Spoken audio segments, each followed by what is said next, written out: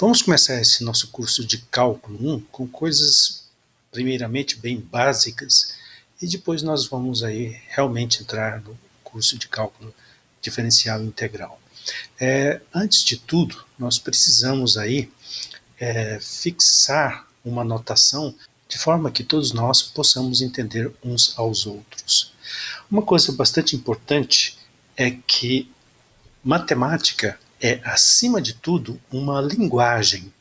E é uma linguagem bem interessante porque ela é muito direta. Ela não admite interpretações. E para isso, a gente vai usar símbolos. Os símbolos são muito importantes na matemática e os símbolos representam muitas coisas. Nós vamos escrever nossas respostas matemáticas muitas vezes usando apenas símbolos. Então é importante que vocês dominem esses símbolos.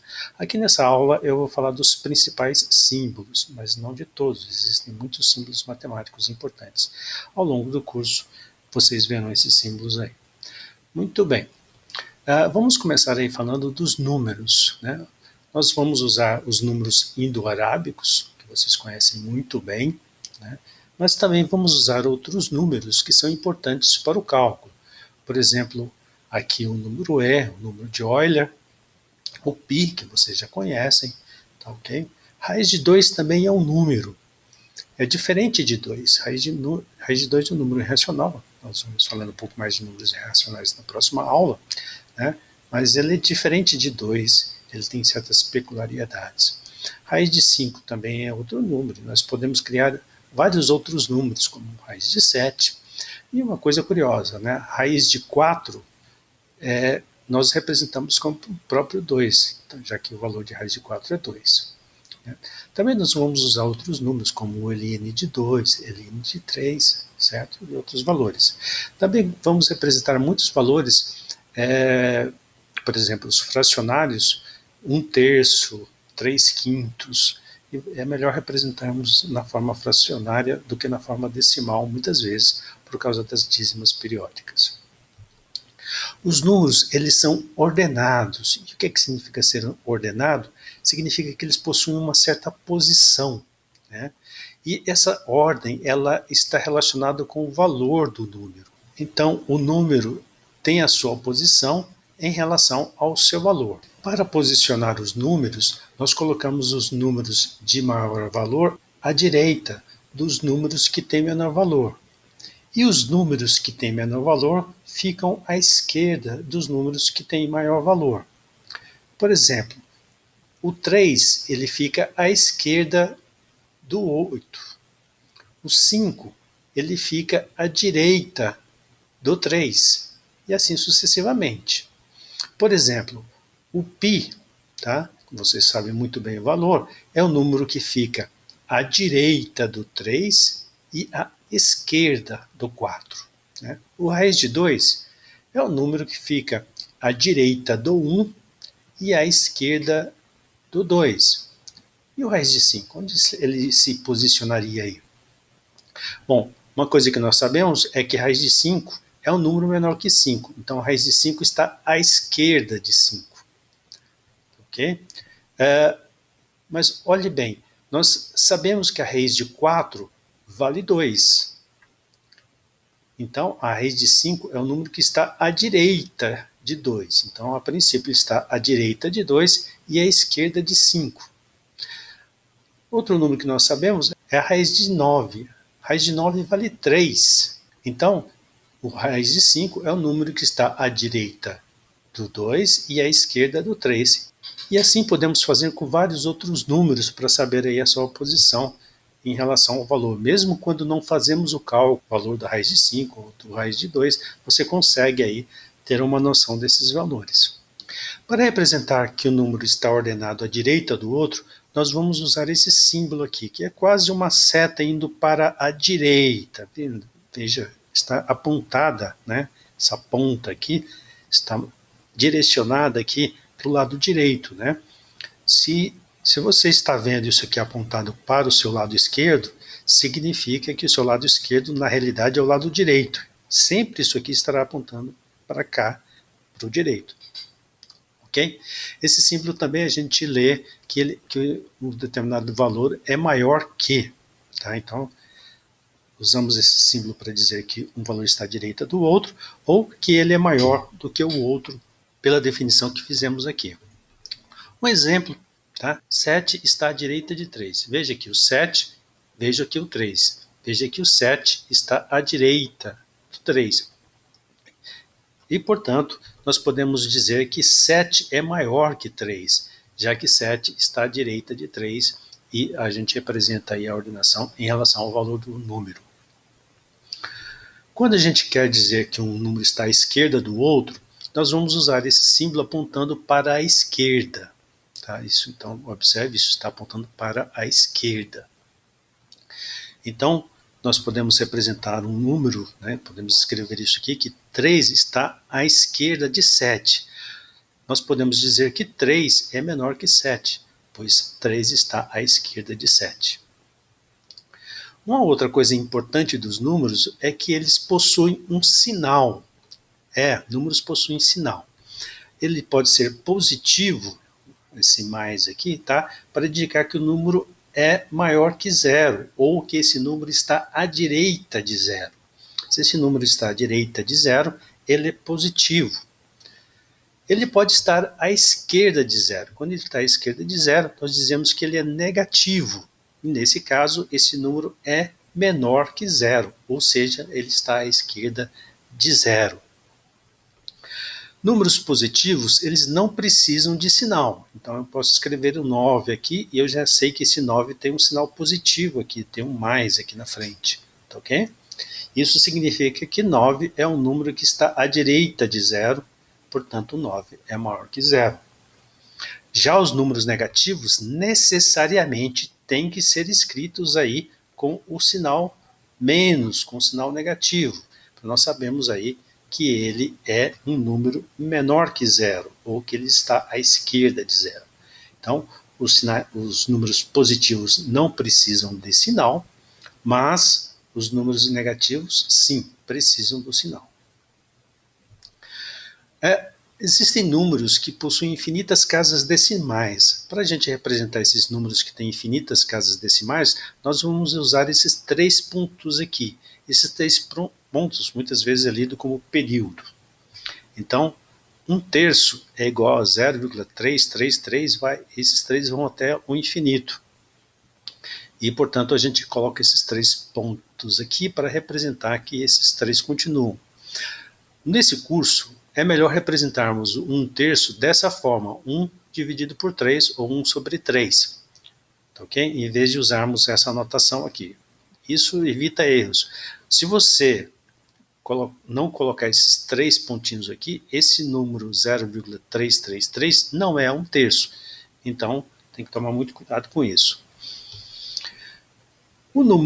Esse número aqui, o número π, tá? Ele vale 3,14, 15, 92, 65, 35, e aí vai, sem repetição. E nós também escrevemos aí o período para representar que esse número vai aí ad infinito, vai para sempre. Tá ok? Então, podemos usar esses 3 pontinhos para representar isso. Agora, uma coisa muito importante. Esse sinal de igual, que a gente está usando aqui e aqui, nós podemos usá-lo somente quando o lado direito, esse lado que está aqui, for exatamente igual ao lado esquerdo. Se isso não ocorrer, tá, nós não podemos usar esse símbolo aqui. Por exemplo, se eu não colocar esses 3 pontos aqui, dizendo que, representando apenas o valor 3, 14, 15, 92, isso não é π. Isso não é π. E eu não posso colocar o sinal de igual. Então, eu preciso colocar esses 3 pontinhos para poder usar esse sinal de igual. A mesma coisa aqui com 1/3. Se eu não colocar esses 3 pontinhos, o número 0,333 não é 1/3. Então, muito cuidado com essa representação, tá? E eu sou exigente nisso. Você só pode colocar o sinal de igual quando o lado esquerdo for exatamente igual ao lado direito, e vice-versa. Às vezes, nós não temos números, nós temos operações. Então, a operação do lado esquerdo tem que ser exatamente igual à operação do lado direito. Por exemplo, então aqui eu estou fazendo uma operação do lado esquerdo e a operação do lado direito tem que ser exatamente igual. Se eles derem resultados diferentes, eu não posso usar esse símbolo aqui. Então, 3 mais 5 é 8, 7 mais 1 é 8, tudo bem, não tem problema. Mas se não for igual, eu não posso usar esse símbolo aí, ok? Então, muito cuidado com isso aí. Se eu digo que x é igual a y, isso só será verdade se os dois tiverem exatamente o mesmo valor. Se eles tiverem valores diferentes ou valores próximos, eu não posso colocar isso aí, tá? Então, se eu coloco que x é igual a 3, se x tem o valor 4, necessariamente y tem que ter o valor 4. Se x for igual a π, necessariamente y terá que ser igual a π. Quando eles não são iguais, a gente pode usar esse símbolo aqui, o símbolo de diferente. Então, quando o lado esquerdo é diferente do lado direito, então, por exemplo, 29 é diferente de 13, e assim sucessivamente. Qualquer operação que você fizer do lado esquerdo que não for igual ao do lado direito, você use aí o símbolo de diferente. Por exemplo, se x for igual a 2 e y for igual a 8, então eu vou escrever que x é diferente de y. Às vezes nós podemos usar o sinal de aproximado, quando o lado direito aí tem um valor próximo ao do lado esquerdo, né? Quando eles não são iguais, eles são diferentes, mas eu quero mostrar que eles estão próximos, então eu uso esse símbolo de aproximado. Então, por exemplo, aí, veja, π é um valor próximo de 3,141595, né? Na realidade aqui seria 92, né? Mas ele está próximo também de 3,92. Né? Normalmente a gente fala que π é igual a próximo de 3,14, né? Mas ele é próximo também de 3,141595, tá ok? Ou de 92, que seria melhor ainda. Mas só coloquei aqui para vocês verem que o valor aproximado não precisa ser um valor mais exato do número, tá? Por exemplo, se você tem aqui que o x vale 203 e você tem um y que vale 301, então a soma de x com y é um número aproximado a 500. Vocês que irão fazer engenharia, é importante vocês terem essas noções de valores aproximados, porque muitas vezes vocês não precisam fazer a conta exata, tá? Vocês podem usar valores aproximados, podem descobrirem um valor máximo, um valor mínimo, e decidir se vocês vão usar um valor maior do que aquele ou um valor menor que aquele. Tá? E podem usar muito bem os valores aproximados para obter um monte de resultados. Agora, uma coisa extremamente importante nesse curso aqui, tá? É muito errado escrever que π é igual a 3,14. Se você escrever isso aqui, eu vou te dar uma nota negativa alta, porque isto é errado. π não vale 3,14. Tá? Ou você escreve que π é igual a 3,14 e aí coloca o período para representar que existem muito mais dígitos, ou escreve que π é aproximadamente 3,14. Tá? Então essas são formas corretas de você escrever que π tem um certo valor. Agora, nós não vamos aceitar isso aqui, tá? Nesse curso, a gente vai usar esse símbolo somente quando o lado esquerdo for igual ao lado direito. Muito bem. Às vezes nós temos que escrever que algum valor é muito alto. Então, quando nós temos uma quantidade que é muito grande, nós vamos usar esse símbolo aqui, que é conhecido como símbolo do infinito. Né? Então, é um símbolo muito bonito, inclusive eu gosto desse símbolo, e ele representa o infinito, ou seja, um valor muito grande, uma quantidade muito grande. E uma coisa extremamente importante, isso aqui não é número, tá? É uma representação de uma quantidade ou de um valor muito grande, mas não é número. Isso é importante vocês saberem essa diferença aí, tá? Muito bem. Esse valor pode ser muito grande e positivo, né?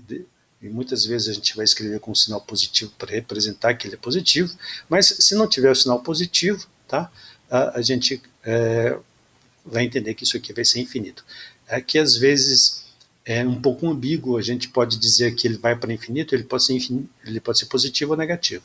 Então, a maioria das vezes no curso aqui eu vou colocar o positivo para representar que é uma quantidade muito grande positiva, tá?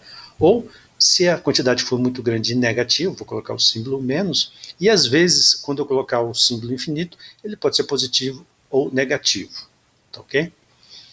isso aí é uma das poucas concessões que a gente vai fazer aí.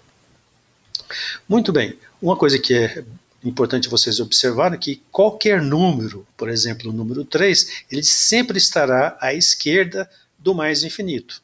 Sempre. Tá? Qualquer número vai estar à esquerda do mais infinito. Não existe nenhum número à direita do mais infinito. Todos eles estarão à esquerda do mais infinito, ou seja, todos eles serão menor do que infinito. E todo número, por exemplo, o número 3, sempre estará à direita do menos infinito. Então, todo número será maior que menos infinito. Tá? Qualquer número que vocês pensarem sempre vai ser maior do que menos infinito. Tá? Isso é importante aí. Então, e os números são finitos. Eles têm quantidade delimitada. Enquanto que o infinito, tá, é uma quantidade muito grande, não sei quanto é, mas é uma quantidade muito grande comparado com qualquer outro valor que eu compare aí. Mas os números, eles podem tender para o infinito. Eles não são infinitos, eles são finitos, mas eles podem tender. Né? Se eu defino que x aí é igual a um número, x é um número, eu posso dizer que x tende para o infinito em certas circunstâncias, em certas operações que nós vamos aprender a fazer aí. Outra coisa importante é que os números podem ser separados em conjuntos, e aqui no nosso curso de cálculo nós vamos trabalhar muito isso. Os nossos números estarão separados em conjuntos. Então, por exemplo, aqui eu posso pegar esses 3 números e chamá-lo de conjunto A. Eu posso pegar esses 3 números e separar em conjunto B. Importante, para fazer isso, né, eu vou usar o símbolo de igual e eu vou usar aqui essas chaves. Então essas chaves sempre vão representar aí os conjuntos, tá ok? Os nossos conjuntos de números. Então todas as vezes que formos escrever conjunto, né, a não ser que a gente use o próprio nome do conjunto, tá?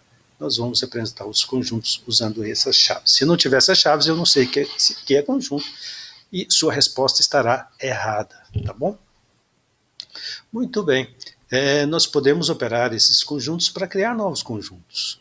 Por exemplo, aí, vamos pegar esses conjuntos A e B aqui. Então, o conjunto A possui esses 3 números, o conjunto B possui esses 4 números, e nós podemos aí fazer a união desses 2 conjuntos. Então, se eu unir o conjunto A ao conjunto B, eu tenho um novo conjunto que será o conjunto C.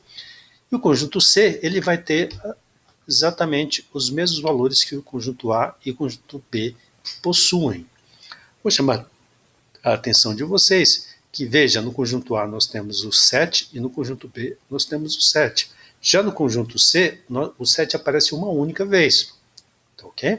Então, a não ser que você crie uma regra que duplique esses valores, sempre que nós vamos usar aqui a união desses conjuntos, se existirem valores idênticos nos 2 conjuntos, a gente vai pegar apenas um deles, não pegar 2 ou mais, certo? Então não vai ter aqui 7 2 vezes, ok?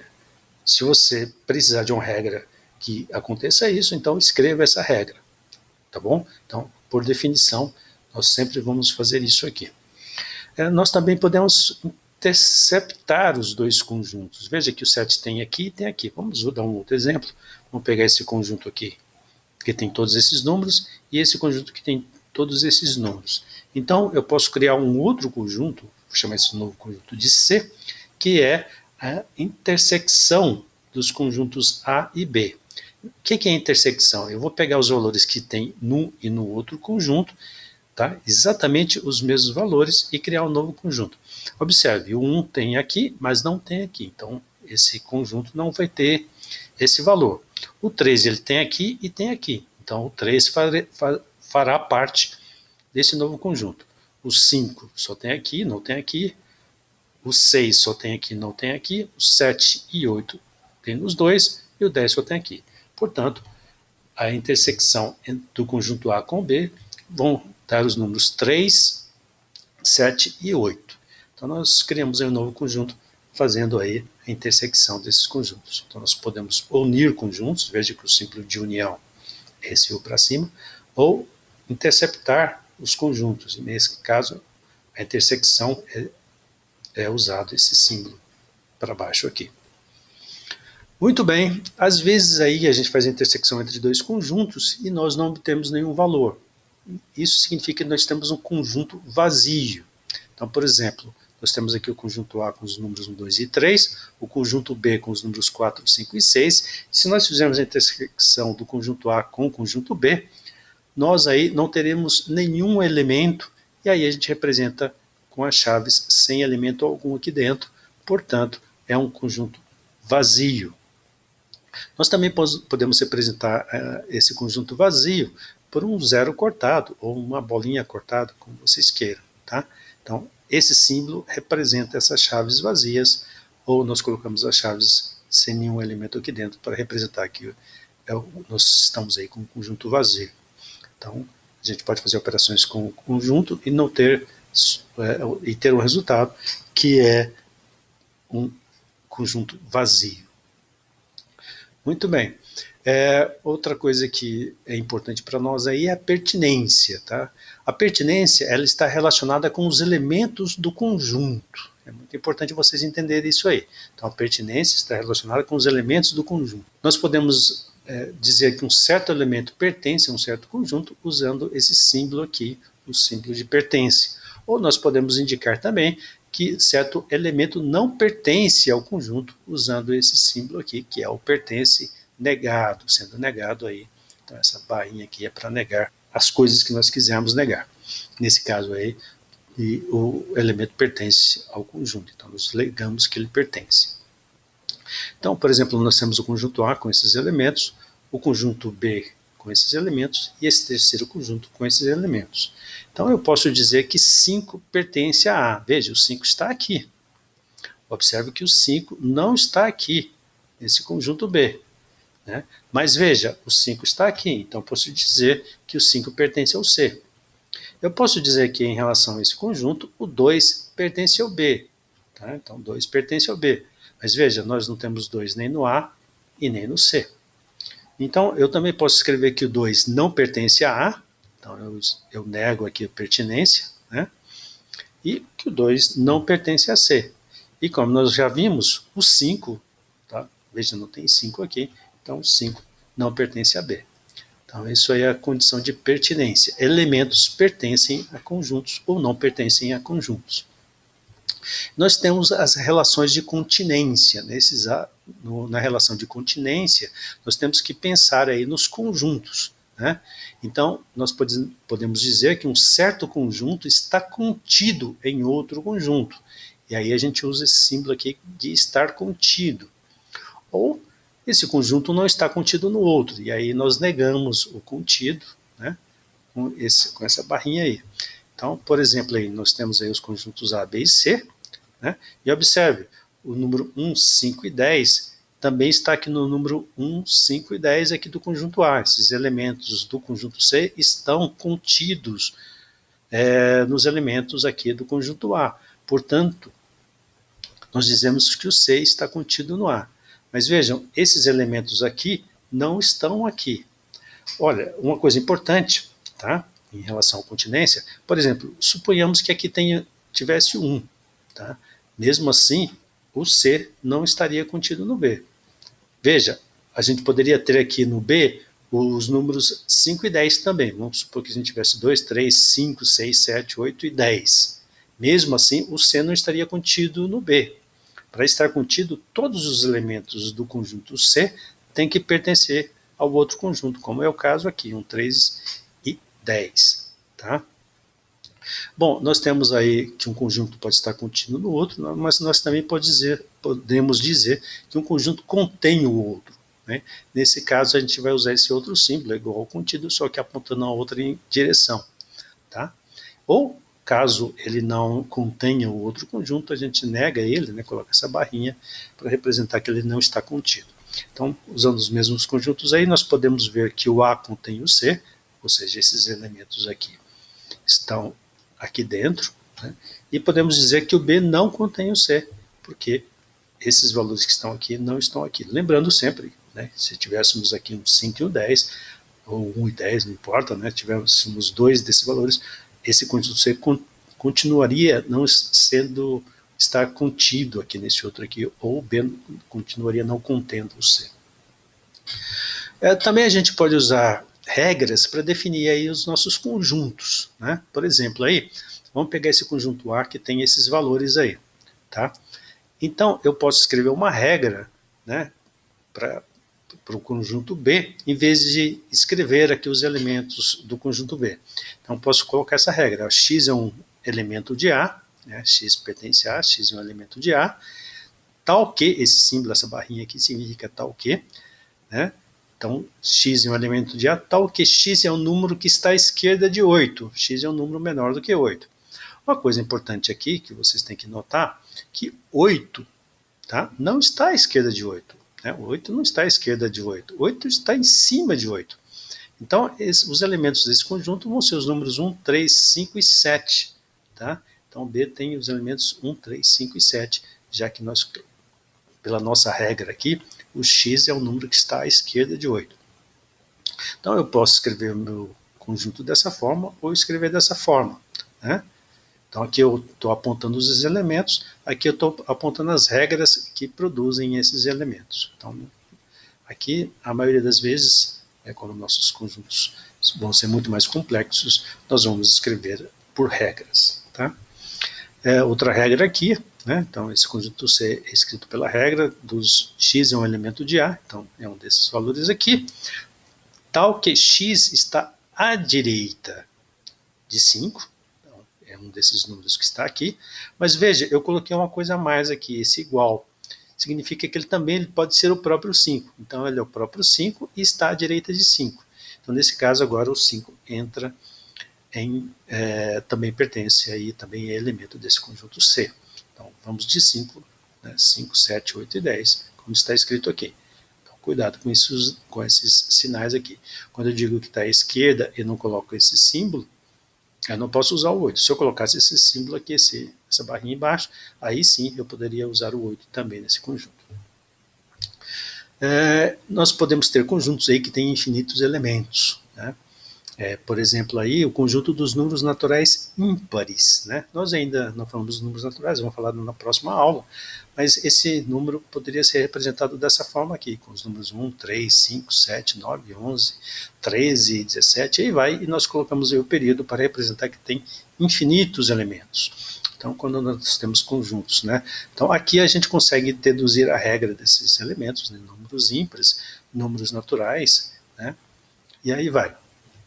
Nós podemos escrever isso aí de uma forma sintética, né? X pertence aos números naturais, ao conjunto dos números naturais, tal que x seja um número ímpar. E aí eu sei que são exatamente esses números aqui.